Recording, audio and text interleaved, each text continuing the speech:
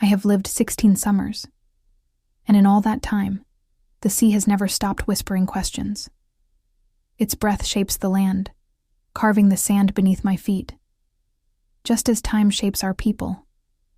I am Naya of the Patuxet village, daughter of Wusamequin, a respected gatherer of sweetgrass and skins, and granddaughter of Wampanoag protectors, stretching farther back than memory can hold. Our lands stretch where the salt wind greets the pines, and where the rivers dance freely into the ocean. This has always been our home. The ancestors guide us like stars. These whispers changed. The waters churned strange, fevered, and then it came. A floating giant. One morning, while collecting quahog shells with my little brother Toma, we saw the behemoth rising from the horizon like a wounded whale carrying trees upon its back, towering sticks with woven skins snapping wildly against the wind. It groaned as waves struck its belly, creeping closer to our shores without permission. Toma pointed, mouth agape. "No," I said, though fear raced beneath my skin like startled rabbits. "Spirits move with grace. This thing struggles." We ran back to the village. Our Sachem, Wusamequin, whom the strangers later called Massasoit, our great leader, gathered the council. Warriors armed themselves with bows and stone knives, each step quiet but heavy with worry. These newcomers were like others our people have seen, sickly pale, wrapped in heavy cloth, lost souls with weapons that spit thunder, but this time they came in larger numbers, stumbling onto our shores, desperate and confused. At first we watched from the tree line, eyes sharp, silence loud. We had learned caution the hard way. Others like them had taken our kin before enslaved, stolen, vanished across the ocean. My uncle, Copan, was among them. That is a wound our spirits still hold. The women murmured prayers. The children stayed close to their mother's skirts, and I stood with them, fists tight, feeling the air shift, as if history inhaled and waited to exhale. Days passed. We watched them build poor shelters. We saw them cough through the nights, their breaths rattling like cracked gourds. Hunger gnawed their bones. Their numbers were thinning. The land was punishing their ignorance. One morning, I followed my grandmother, Sun Eyes, to gather cattails by the marsh. She moved slowly, humming the old songs. But then she stopped and looked toward the settlers' crude village. "They are people," she said with a sigh. "Even lost wolves deserve a chance to learn where they are." Her wisdom pierced me. I wanted to be angry, but my heart softened like thawing ice. The next day, the English, yes, we learned that word, fired their thunder weapon into the sky. A loud, angry crack. A show of force or a desperate plea. We did not yet know. Toma clung to me. I swallowed fear as if it were thick mud. Then came Samoset, a man from the Abenaki who carried the courage of 10 warriors. He strode forward alone, unarmed, into the heart of danger. The settlers froze, eyes wide as he spoke their tongue. "Welcome," he said. "Welcome, Englishmen." The sky seemed to stop moving. Even the waves listened. From that moment, everything changed. Soon after Tisquantum, the settlers called him Squanto, returned to these lands. A man with painful history etched into his soul. He had crossed the ocean, endured chains and loss, only to return home and find his village, my village's sister, wiped out by sickness brought by strangers. Patuxet was a ghost, its fires cold. Yet, instead of turning away, he chose to help them survive. When Tisquantum spoke with us around the night fire, the glow revealed both strength and grief in his eyes.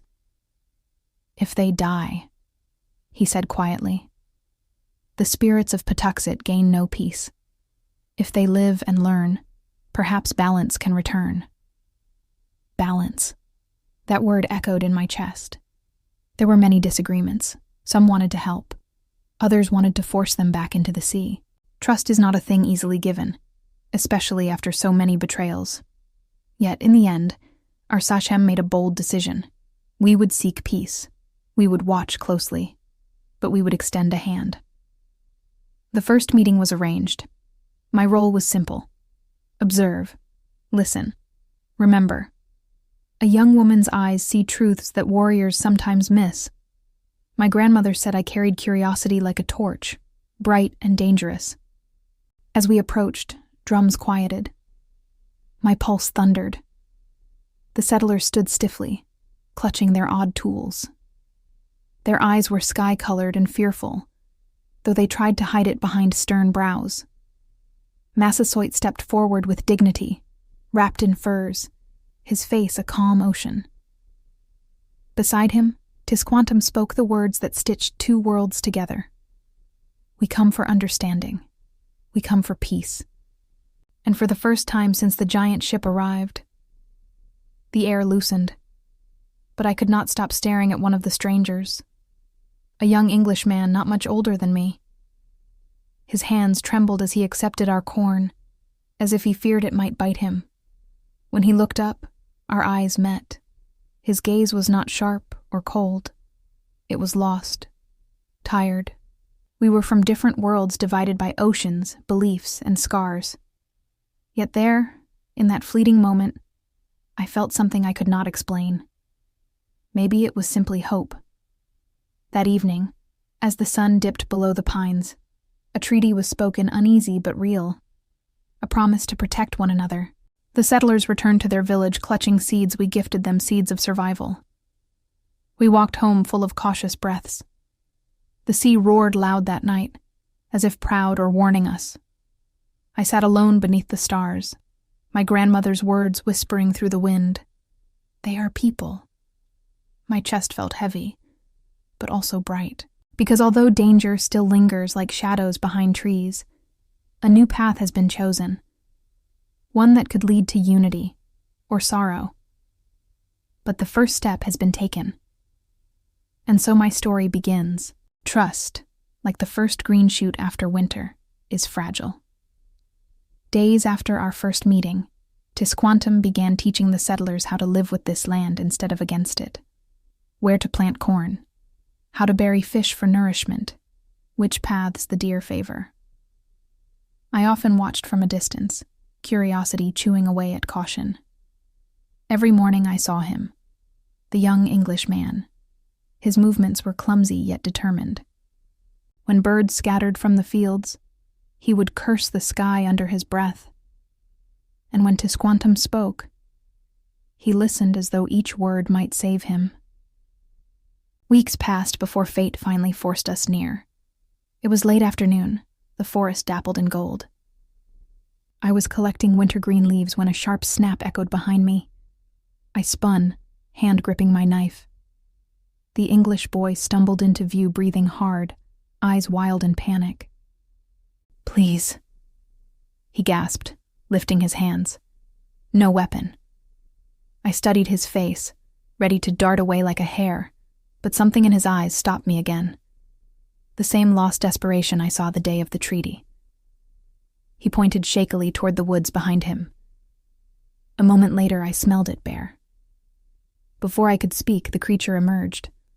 A black mass of muscle and hunger. The settlers feared thunder weapons so much they rarely brought them far. Today, he had none. And I was the only thing standing between him and death. My heartbeat pounded in my bones. Every instinct screamed to flee. But another voice surged louder, the one my grandmother planted in me. They are people. I loaded my bow, pulling the string until it trembled like my breath. The arrow found its mark, just above the beast's shoulder. The bear roared, furious but wounded. Another shot to drive it back. It retreated, crashing through brush, leaving shaking silence behind. I steadied my breathing. The boy stared, stunned. "You," he whispered, "saved me." His voice cracked like thin ice. For a moment, we simply breathed the same frightening air. "My name." He struggled with the introduction, hand over his chest. "Elias." I hesitated. To give a name is to reveal part of the spirit. But I spoke anyway. Naya. He tried to repeat it softly, carefully like a fragile secret. Yeah. The sound sent a strange flutter through my chest, then voices erupted in the distance. English men crashed through the trees, some carrying those thunder sticks. They grabbed Elias and pushed me back, shouting words I could not understand. One raised his weapon toward me. Elias stumbled forward, shouting, arms wide, "No, she helped me!" The man's glare burned like fire. He lowered his weapon, but not his suspicion. He barked harsh words and shoved Elias ahead. Before leaving, he cast one final warning glance at me, a promise of danger. Elias looked back just once, gratitude in his eyes, fear in mine. Later that night, a council fire roared high. Warriors argued, anger sharp as arrows. "They threaten our children. They carry sickness, misfortune. They will take what they want from these lands." My father stood tense, jaw set like stone. I sat behind him, silent, heart still racing with the memory of steel pointed at me. Massasoit spoke at last, deep and thunderous voice. "We have chosen peace. Peace demands courage. But peace also demands risk." When the council dismissed, my grandmother pulled me aside. "You crossed into danger today," she said sternly, yet her eyes dark, wise, softened. "And you learned something." I nodded, "that the settlers fear us as much as we fear them." She smiled sadly. "Fear is the mother of foolish choices." The next morning, I found a small bundle placed carefully on the edge of the field, where forest meets their land, wrapped in cloth so rough it scratched my fingers. Inside, a crude wooden carving of a bird. Wings spread as if trying to escape the blocky shape of the wood.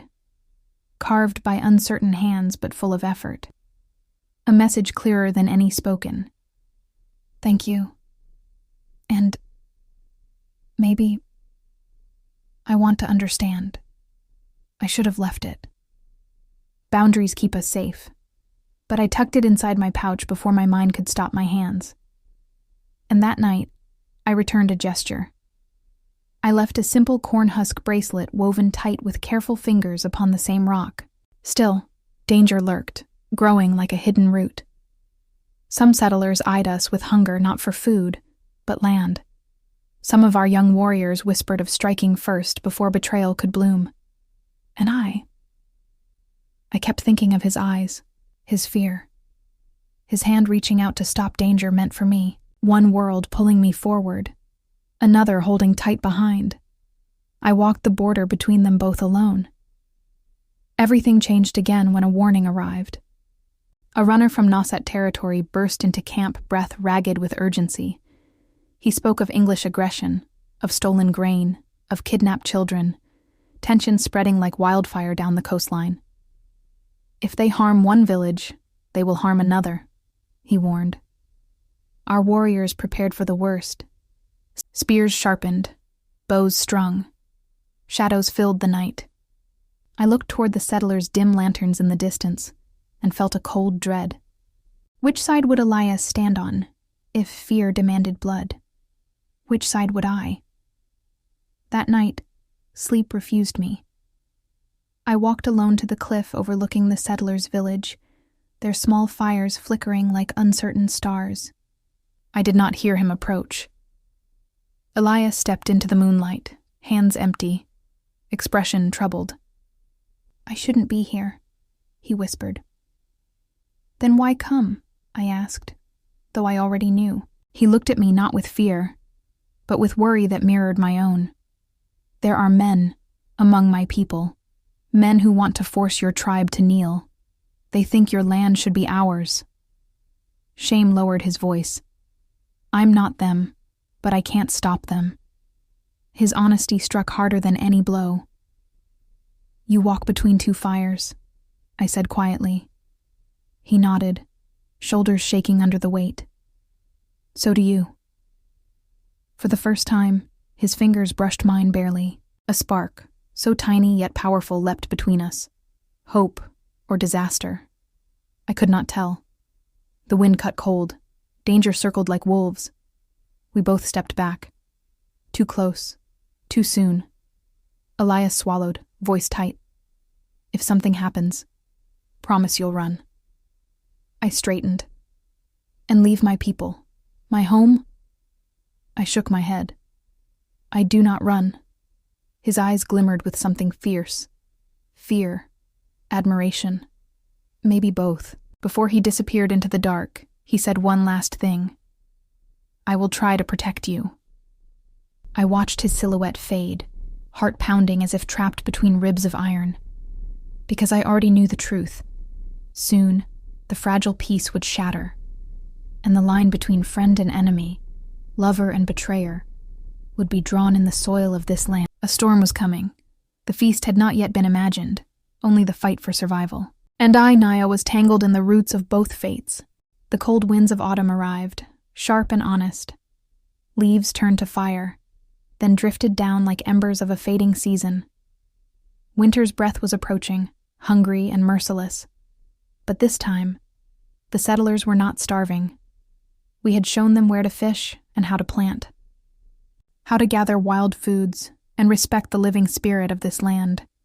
And though some settlers still carried anger like a hidden blade, others carried gratitude. Elias stood among them alive, stronger, less afraid. We met in stolen moments, sometimes under the birch trees, sometimes by the marsh. He told me stories of the world across the sea of cities, made of stone that touched the sky, and ships so large they dwarfed the forests. But his eyes always softened when he looked toward our village. This place, he said once, tracing the air as if painting the horizon, feels like how life is supposed to be. I smiled, but sadness lingered like a shadow. Peace must be protected, I told him. It does not grow wild. It must be planted, or it dies. His fingers brushed mine brief as a passing bird. Then we will plant it, he whispered. In that moment, I believed him. But harmony is always tested. One morning, a loud argument tore through the settler village. A group of Englishmen accused our hunters of stealing tools. Our warriors argued it was an English youth who had wandered too far and dropped them. Voices escalated. Hands reached for weapons. If a single arrow flew, war would ignite. Massasoit arrived swiftly, his presence a steady mountain. He offered deer meat and corn as a peace gesture more than fair for a misunderstanding. The English governor hesitated, pride choking his words. Elias, breathing hard, stepped into the tension. He told the truth, in front of everyone, that it was his own men who misplaced their tools, that we had done no wrong. The governor's anger turned inward. He apologized, reluctantly, but enough. Danger retreated like a storm passing over. I met Elias's eyes from across the clearing. He had protected us, not just me. That evening, the English invited us to a great meal, a feast to honor the harvest and the fragile peace we had forged together. A celebration of survival.